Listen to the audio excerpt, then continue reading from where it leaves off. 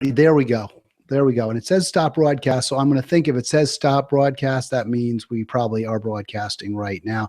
Yeah, it's a Sunday evening at 7:50. As I look at my computer clock, March 26th. You have a nice weekend. Only 4 days since our last one, Karen. I know. Exciting times. Exciting times. A lot of things going on. We got a lot to get to, and we're going to start right up. Where did you want to start? Because I'm gonna, as always, we'll go to your first topic. We do often do old news, but I think we kind of exhausted the immigration and the minimum wage topics last week. So, is there something new that you really want to focus on to start today's broadcast, Karen? Yeah, actually, I wanted to talk about something that has been trending lately on social media. And I don't know if you've heard of it, but it's this whole post about these 14 girls, young ladies who have been missing in DC. And so there was a post that happened to appear on social media that a lot of celebrities were also sharing. And it said that 14 girls, teenage girls, were missing from the DC area and that there was no media coverage. And so people were retweeting it. People were using the hashtag Find Our Girls DC, and trying to raise awareness on this issue. And so I was really taken aback by this news, and I was really also distraught that there wasn't a lot of media attention for this issue. And then the more that I researched into it, the more that I found that there were some discrepancies. And so I did want to talk about this because I think in the time of social media that we're in right now, it's so important for us to shed light on these issues and like the good things that happen when you're sharing social media, like trending topics, but also how you can be sharing information that's not 100% accurate, and kind of like how can we balance the two. And so this was trending, and the reason why it was trending was because in DC, the DC Police Department has started doing this new initiative, and I think it just started as of this month, so a couple months ago, this year I should say. And basically what they're doing is they're putting profiles of all of their missing people, but it's only the people who are missing ages 15 and under, and also if anyone is missing ages 65 and above. And these are the people who they consider to be, the most critical cases. And so they're posting profiles on their Twitter feed so that people who might be in the streets, who might see them, can also call them immediately and kind of like end the case. And so within the past couple of weeks, they've been posting a bunch of profiles of young girls, mostly Black and Latina, teenage girls who have been missing. And so a lot of people misinterpreted that to think that it was all of these girls missing within a 24-hour frame, when in reality it's been like a couple months. In some instances, it's been a year or so. And so, a lot of people were taken aback, and they're like, why are we hearing about this in our media sources? Why aren't there any major channels posting or talking about this? And then it turned out that these cases were older, that some girls were found. And so I think it's really important that we talk about this, because I think that sometimes we see things on Twitter or we see things on Instagram or Facebook, and we're just so adamant to retweet. And I think a lot of it, there's been articles that talk about how millennials in particular are doing this, and they're not reading the news all the way, and they're not they're not being informed as they should be. And so they're really quick to retweet, which is great, because actually as a result of that, there's been a new kind of coalition that's been formed. Muriel Browser has been on the prowl, and she's been like really advocating that they find these girls, which is great. And a lot of celebrities, like I said earlier, have been posting it. And that barely ever happens when it comes to local news, which is great. But at the same time, all of this isn't true. And so I think, I don't know, what are your thoughts on that? I don't know if you've seen Well, first of all, I was not even aware of this story at all. And I think that's a huge problem, in that we are so factionalized. So you're reading your Twitter account and your Facebook page, and you're getting the stories that are of great interest to your friends and your, Facebook friends and Twitter followers, but they're probably going to be a lot like you. And when I say you, I mean, in general, people, all of us. So my Twitter page, my Twitter followers, and the people I follow, my Facebook friends, I have a very wide assortment because of my history in media and radio and all, but still, I would say the preponderance, Karen, are, men in my age group. So we're going to be probably telling each other the same stories that grab our attention. Right. And that is what you see in every, with all of us. And that's unfortunate, because then we don't know what other people are talking about. We're not as aware of each other's worlds. And so I think this is really a very fascinating story. And you brought it to my attention, Find Our Girls DC, and the sense immediately that people have, oh my gosh, people aren't talking about all these missing African-American young ladies, girls, Latina girls, young ladies. It's racism, it's privilege. And that could be the case. And it's not as though there aren't many examples where the lives of people who aren't, from the dominant paradigm are less valued. But in this case, it's really not accurate. I mean, it's accurate that there are these missing girls, but some, as you said, were found. And the numbers, I mean, I went to heavy.com as you were speaking, and that's not always my go-to site either, but they have the 5 fast facts thing. And what they said here, and I'm going to believe this is true, is yes, there are now about 12, more than a dozen Washington DC teens are missing. Yeah. And, if you know the district, it's mostly, or now it's about 50% African-American and 50% African-American.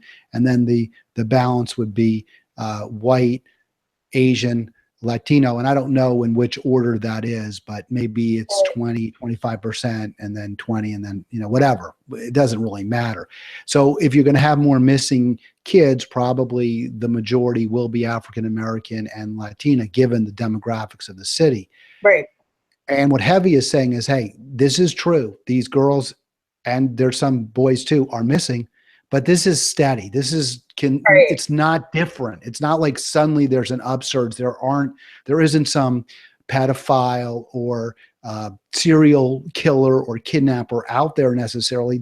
Some kids do run away. Some kids are in gangs, and you just don't, I mean, awful things happen, but it's not suddenly this new thing that the police are keeping their foot on and nobody gets to know about. I think it's important we talk about this. Like you said, we can't always know. Even what we read from our friends may or may not be accurate. Yeah. And I think one of the things that, as I was doing more research on this issue, because it is, like you said, predominantly minority girls that have been found missing, one of the things that I wanted to know was why people were so, angry. And I think this is really justified also. And something that we should talk about, especially with progressives and liberals, is this idea that, people assume that because they're African-American or Latina, that they are just runaways. And so they don't consider something, they don't consider it being like such a huge deal that they're missing. Whereas if these young ladies were white or another color, I think it would be more alarming in some sense because they would attribute it to some other reason immediately. But the articles that I was reading all said that because these girls are Latina and African American, that the main reason why they were kind of dismissed or wasn't as alarming was because they do tend to run away due to problems in their house, due to issues going on in their communities. And so I think that's also something that we do need to talk about, is like, why is this happening? Why do young women feel so threatened being in their houses where they should be feeling safe, where they should be feeling secure? And how can we help so that this doesn't even happen in the future, especially when you're at that age where you're a huge target for so many things that could happen to you if you're in the streets and you're a teenager and you're a female, right? And so I think that's also something that we do need to talk about, and we need to kind of put our biases aside as well. Well, I think our society just doesn't provide support for kids. I mean, I just think it's that bottom line. I don't care what what race or where their nation of origin is. We don't provide,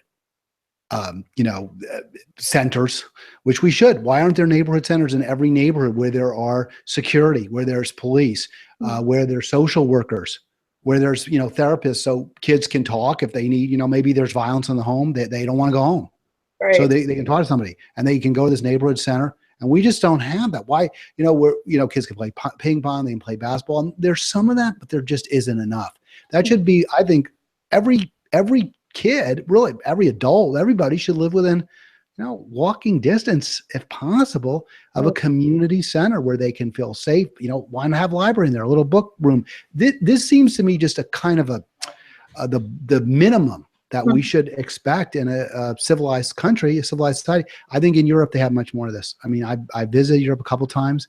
There's more sense of community, the neighborhoods, people have places to go, parks. We don't have that. And it's terrible for everyone. But if you're poor, if your family is living in a smaller apartment or house and there's more crowding and there's more anger as a result, there's financial stress, there's going to be people are going to want to leave. And again, it doesn't matter white, black, Latina, Asian, same deal. Yeah. If you're from in an affluent house, you got lots of room. Everyone goes to their own room, watches TV, maybe depressing, but you're probably not going to find people running in the streets to the same degree because they have an alternative, which is not as bad. So yeah, it all comes. We talk about this all the time, Karen. I want your feedback on this. It's the money thing. It's that a few people have so much and so many have just not enough, and there's not enough support for them.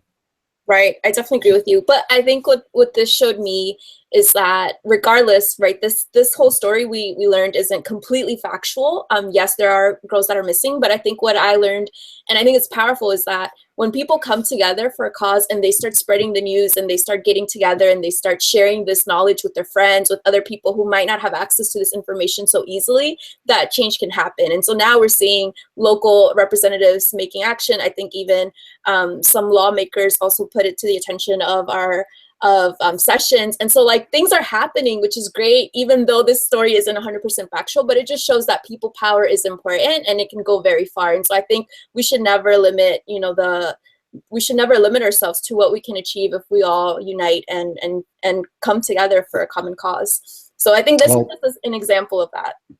No, and I was thinking of that statement we had from the first show, the people united. And remember, I couldn't go, but now I remember we'll never be divided, right? So if we're together and we're demanding, something for our kids that all our kids deserve, then we're much more likely to get it. You're listening to the Progressive Maryland videocast, by the way, on March 26th. Karen Guzman, co-host, you're watching her, I think, right now. At least that's what I see on screen. Usually it switches back and forth, but the software's so weird. Sometimes if one of us is talking, it switches to that individual speaking now. It doesn't seem to want to do that. Whatever. Who really cares? We do this. Well, no, I mean, we should both get to see, you should see both of our faces, but you do get to do that. And we do this pretty much every week. And, according to our schedule, about a half hour talking about progressive issues for Progressive Maryland. The website, progressivemaryland.org. And we do post the videos there in the video cast section. There's an audio video page, and if you click on that, then you see videos, and you click on videos and you'll find us.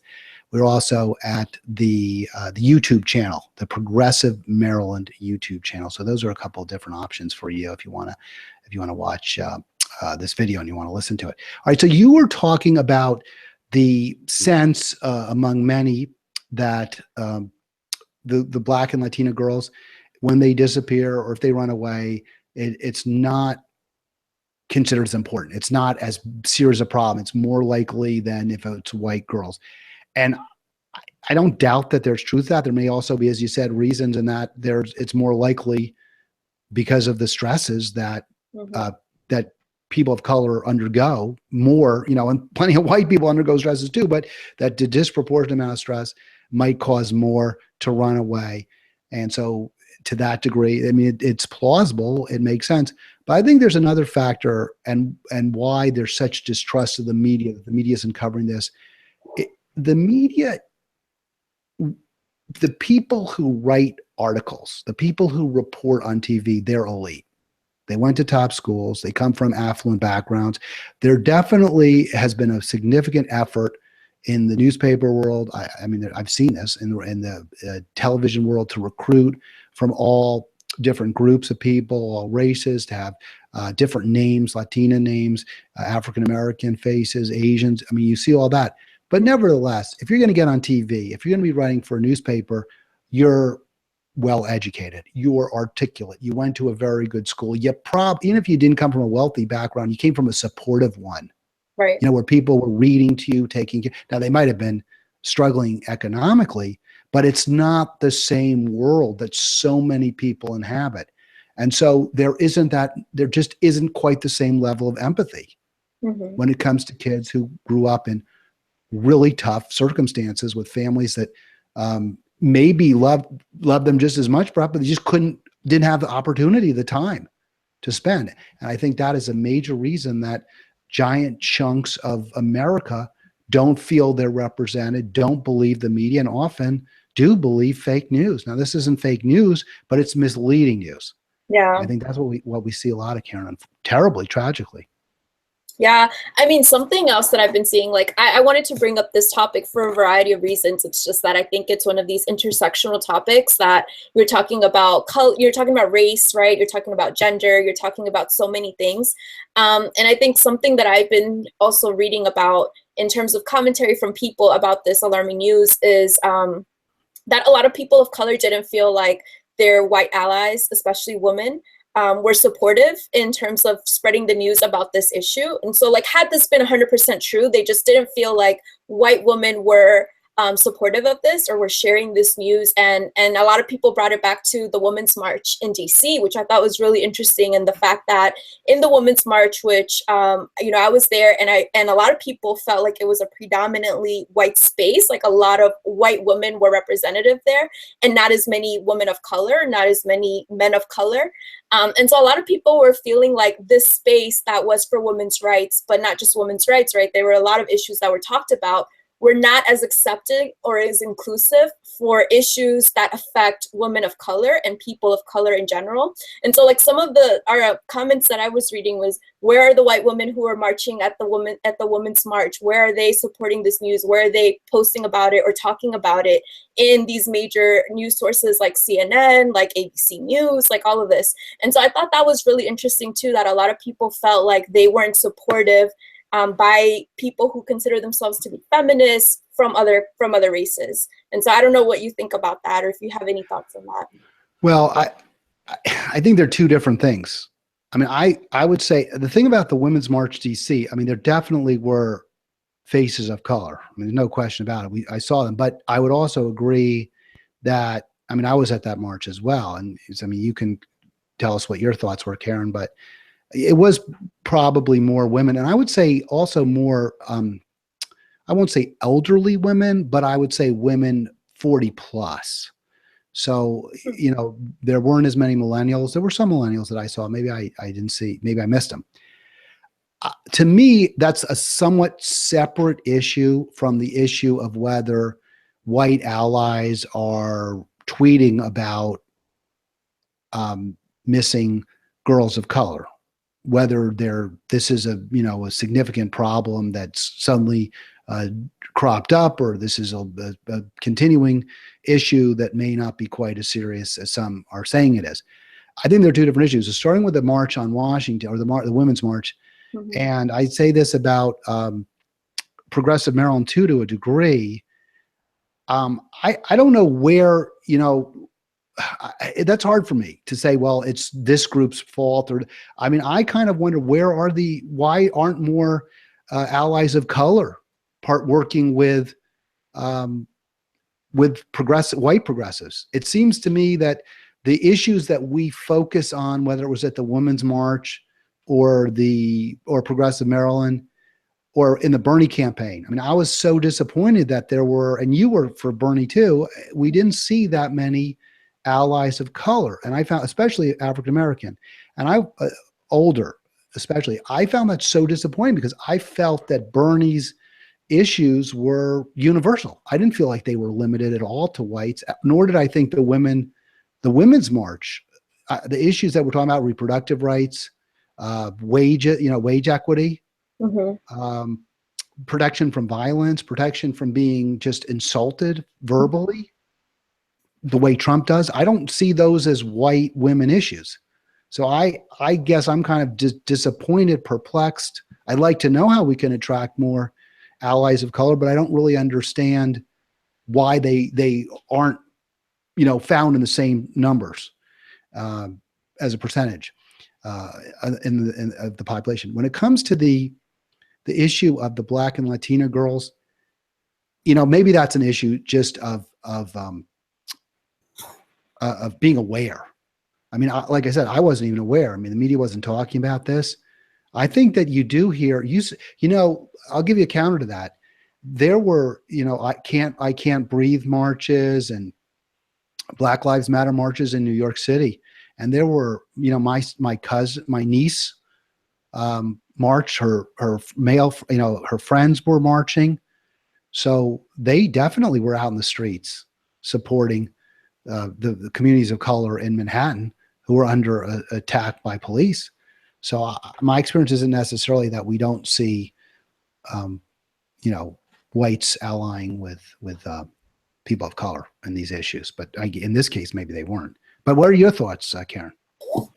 Well, I definitely have been at a lot of marches for Black Lives Matter in DC, and I would say that, to the same degree that we were able to see this women's march in DC, the amount of people supporting, the amount of white people supporting Black Lives Matter was nowhere near the amount of people that were at the white women, at the women's march, which was, like I said, a predominantly white space. From where I was, there wasn't, what does that mean? What do you mean by a predominantly white space? What does that mean? Meaning, like, there were predominantly, like, white women were there at a higher rate than than Latina women, Okay. than Black But women. you're not saying that women of different non-white women, you're not saying they weren't. I'm not saying they weren't there. Discouraged from, they weren't welcome. Are you saying they weren't welcome? Because when I hear you say it's a predominantly white space, I'm not saying this is what you're saying. This is what I'm hearing. I'm not necessarily saying they weren't welcome, because actually a lot of people of color, and you can read articles on this, felt like they weren't welcome there. They felt like it wasn't their space. And I know for me personally, I went there, but I know I talked to a lot of my friends of color, my female millennial friends of color, to be more specific, and they didn't feel like that was a space. Well, why not? What was it about that march, the women's march, that made them feel they weren't welcome? It was this issue that we're just talking about right now, which is when people of color have issues like the Black Lives Matter or immigration rights, which is something that I'm heavily involved in as well. We don't see white people coming to our marches. We don't see our allies coming and supporting at all near the same amount of that we go and support their causes, right? Whether that's but I can see I saw a lot of pro-immigrant signs at the Women's March. I saw a lot of them. Right, but if you go to an immigration rights, something that's led by the Latino community that is for immigration rights, I have never seen more than 2 or 3 white people in any of these events. And I'd say that's really unfortunate. I just want to say that's really unfortunate. Yeah, it is. But still, I don't see that's an issue that does, as you said, you described it as our issue or our march, right? That's what you called it, our march, because it's something that's led by us, right? Like led by people of color. That's what I mean. When something is led by people of color, like the Black Lives Matter movement or the marches here have been led by Black Lives Matter groups. And when you talk about those, when you go to those events that are led by people of color, I haven't seen nearly as much support as I would have liked to see from white allies, and especially when you're comparing it to the Women's March in DC. And so that's been my experience, and that's been the experience of a lot of my friends as well that are talking about different issues, not just even Black Lives Matter, not just immigration rights, but also like the Muslim ban, a lot of these issues that are intersectional. Because for us, like being Latina, like I'm a woman, and on top of that, I'm Latina. So I have to face, like these different issues. And I can't choose which one I want to be a part of. I'm both. And so like that's been their experience as well. And so when this issue with these African-American and Latina girls came, a lot of people felt like, well, where's the support of all these women who said they're feminists, who said that they care about women's issues, who said they care about, women being respected and women having rights? Like, where are these rights for these girls? Where's the awareness for these girls that are missing? Well, I guess, it turned out to be an unclear example of, lack of concern on the part of white women, because we're not clear that this really was a problem anyway, or disproportionate. It's really tough. It's really tough for us to work together. I think it's so unfortunate that there are these divisions that are based on gender, that are based on race, that are based on nation of origin. I really am sorry about that, and I wish we could somehow get past them, because all of these divisions and all this finger pointing. Well, why didn't you come to my march? Why aren't there more? Why didn't more Black people support Bernie? Whatever.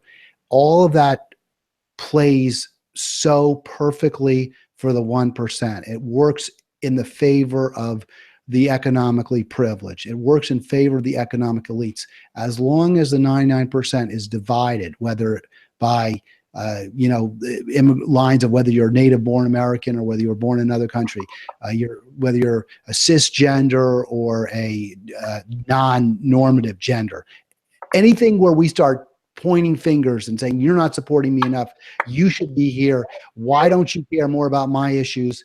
Any of us, when we start doing that, we weaken us. We weaken ourselves. We're not united. Then we're divided, and it gives so much power to the even more power to those who are rich and powerful. So I find it incredibly disappointing. I don't really have a good answer. I mean, I will say, I really wish I did. I don't. My answer has always been, Karen, that we have to fight together for economic justice. We have to fight together for truly redistributive policies, that we, minimum, guaranteed living wage. Even if you're not working, you should still be economically secure. That, no one's too rich and powerful. Nobody's too poor. I think those are the issues. We bring good jobs back here. I mean, to me, those are the issues that can unite us. At the same time, I definitely agree that that white people need to recognize that someone like yourself, a white man, has to recognize that a Latina woman or an African American gay man, they are going to have issues that go beyond simply economic deprivation. And I think we do have to recognize that. At the same time, I'm going to throw it back and say that the African American woman has to recognize that not every white man is privileged, that there are white men who are living desperate lives themselves, that they may be worse off in many ways. I think there has to be a willingness to be empathetic and not look with envy and resentment at somebody just because they happen to be, of a different sex or gender or sexual preference or race or nation of origin. I think we just have to get past that and listen to each other's stories and be empathetic to them and show concern. Yeah. But you may disagree with that. I mean, I want to hear your response to that. I mean, I would say I do agree that there might be people that are worse off, like you said, but if we look at the trends and if we look at, I'm talking about on average, a white male is going to definitely have more privilege than a poor, or than even a poor white male is going to have more privilege than a poor African American or Latina female. And that's just proven. Like, if you look at how the names, even like people's names when they apply to jobs, like there's been so much bias. There's been so many, there's been proof already that women who have certain types of names that can be considered racial, right, are at a disadvantage to get some jobs than men. And I think than white men. And so I think we need to also be cognizant of that. And then talking about unity, I do think you're right. I think we're more powerful when we come together. But I think what I would like to bring to this conversation is with progressives, right? Because that is our demographic with this podcast, this videocast, is that we also need to be aware that sometimes we do tend to focus on our own issues. And like kind of what you started off in the beginning saying, that your Facebook feed, your Twitter feed is focused on the people that are in your group, the people that are in your network, what they're hearing, what they're seeing, what they're posting about. But if we don't expand ourselves from that, if your friends are not talking about immigration reform, if your friends are not talking about issues that are affecting the Black community, like how can we learn about that if we don't have those people in our network, right? So how can we be more conscious as progressives to make sure that we're being more inclusive of all of these issues? Because at the end of the day, like you said, we're more powerful when we're united. And if we don't know this information and if we don't hear it because we're not part of these networks as heavily as others, then we're missing out on some critical information that is holding us back and tearing us back. And then we hear different sides of the story where some people feel like they're not being as supported by certain types of communities as others. And so I think we need to definitely break that by being more inclusive and by just being in tune with like everything that's happening, not just things that are affecting us personally or people in our communities, but like other people that are not so close to us. Well, I agree with you. I mean, I think we have to be very open to the experiences that other people are having. But I think that goes for everybody. I don't think that goes just for white people. I think that it's really important that everyone recognize that there are people who are suffering from different groups that are different than they are. People they might have thought, well, gosh, how come everything's so good for them? It's, they've got everything. How come their lives, why are they complaining? And if you listen, you might be surprised that those people really are struggling as well in a variety of different ways. So I agree with you, Karen, but I think it's just, I think terms like privilege and white privilege, especially even male privilege, I think those cause a lot of difficulties. And I think they're best to be left to the side of the road, because people who are not doing well, people who get laid off, people who were once working in a factory making a lot of money, 40, 50,000 a year, and are now working at Walmart for $9.50 an hour, they don't feel privileged. They feel like their lives stink. And they don't want to be told how somebody else's life is worse. Just like people, who are living in a rough neighborhood in a inner city, they don't want to hear about how other folks are suffering. I think there has to be a recognition that that all of us, unless we're really, economically secure, have a tough go of it. At the same time, being cognizant of the specific problems that may affect people who are different than we are. They may have it even worse in certain ways. Mm-hmm. All right, well, I guess we're never going to solve this one.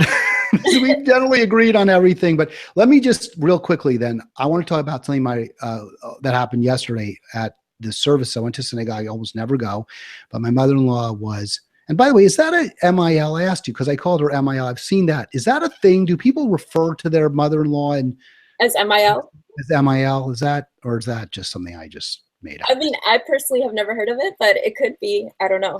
In like texting, I don't know either. She was honored because she had worked for so many years in the kitchen there and making sure everything is kosher and meets the dietary standards. And she's retiring now at 88. So I think it's about time, at that age, and she's ready to move on. But the thing that, oh, by the way, hear a little noise back, I apologize for that. The rabbi gave a very, very nice sermon, and I truly appreciated it. He talked about how we really have to be careful not to generalize about people or stereotype people based on the actions of others in their group. And he talked about how, there's in Israel right now, there's a Jew who's been Jewish man who's been sending threats and calling in threats to synagogues and scaring the life out of people there. But Jewish people don't say, well, all Jews do that. And he also talked about the man who killed Yitzhak Rabin, who was a beloved prime minister about 20 years ago, was also Jewish. He said, hey, we don't say that, because this one Jewish man killed the prime minister, all Jews are assassins and, they're bad people. We don't do that. He said we have to be sure we don't do that with other groups either. He mentioned, we talked about this last week, the 17, 18-year-old at Rockville High, the teenagers who were alleged to have raped the 14-year-old girl. They were from Latin America, Central America. And the rabbi said, look, we cannot say just because these two teens did something really, really bad that all teens are bad, or all Central Americans are bad, or all Central American teens are bad. We can't do that. We have to recognize that this is a community with many good people and that they're struggling, and we need to support them as best we can. I thought that was a great message. He went on to say that the same goes for Muslims, that we can't, and this is, a conservative Jewish synagogue. And I thought it was a beautiful message. We've got to recognize, and he said that the synagogue is working to sponsor immigrants from Muslim countries and from Arab countries, and also working with other faith groups and interfaith alliance to help immigrants from Central America as well, Latin America as well. So I think that's exactly what you're talking about, is not judging a group based on one or two people or even five people. I think that's very, very important that we all try not to look down on people who are in another group or make assumptions about them because we have had bad experiences, or we may not have even had a bad experience with people from that group, but we've read about a bad experience, or we've heard on social media about a bad experience that somebody else had. We just can't do that, or we'll continue to be fighting with each other, and we'll be divided. So, but you thought that was a nice story because I had mentioned that in an email. So you were. No, I like that, and thank you so much for sharing that. And I think that goes with what we were just talking about. Is like when we do come together, and when we stop generalizing, and when we hear each other, because I think that's also really powerful. Is just hearing people's stories and just being more open-minded to other experiences, and not just limiting ourselves to what we think is this one person and putting them in boxes and things like that. And so I think. I think that's such a powerful and definitely timely message. So thank you for sharing that. All right, I think we may have gone over our time. I wasn't good about keeping a clock on us today, Karen. So, but I do want to just briefly talk about this protest that was in Montgomery County, because we are progressive Maryland. So let's talk about Maryland just a little bit more. Although we've done quite a good job of staying, I think, in the DMV today. There was a protest against the education secretary. Her name is Betsy DeVos.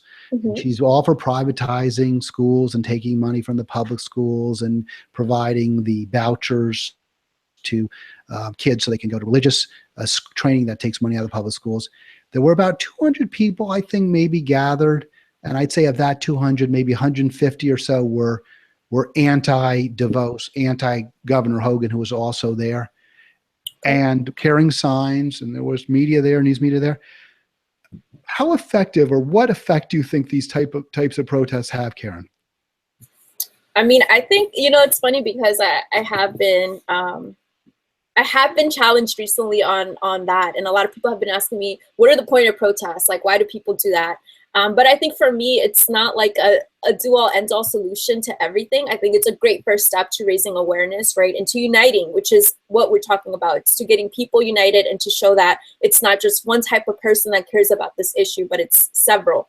And so I think that is a great pro of protests. And also just the fact that we are raising awareness. We're talking about it. We're getting news coverage. And as we've talked about with this whole DC girls issue, we see that if you don't have news coverage, right, like that's also something that limits the impact that you can possibly have. And so the fact that there's news representation, I think, is huge with protests. And I think that's how your message gets amplified as well, and your issue gets amplified. All right, well, we're going to just wrap this up, because I'll tell you what, that's a really good comment from Karen, and I agree with you. As much as I sometimes struggle with that question, after there's kind of a hangover effect, right? Because you feel great, and I'll go back to Karen right here. You feel great when you're in that with that group of like-minded people. Certainly, you feel, hey, there's lots of us, and we're all together, and you feel strong. And then afterwards, you kind of the hangover about, what good does it do? Trump's still president, Hogan's still governor, and it's nice, you used to think, but no, we're getting, the people see it. People don't feel alone. Some politicians who are maybe more inclined to be on our side are going to be stronger for us, and maybe some who are on the fence may say, hey, there's a big groundswell against these policies, these regressive policies that hurt our kids. Maybe I can buck my donors a little bit, and I'll still be able to get reelected. So I think there are real tangible benefits that we can point to that do result from these events, Karen. Definitely. All right, so I guess that'll do it at this point. We'll come back next week, the Progressive Maryland video cast. Hal Ginsberg and Karen, now I'm talking and you're seeing me, Hal Ginsberg, and there she is, Karen Guzman. We'll be back. Thanks so much for participating. We'll be back next week.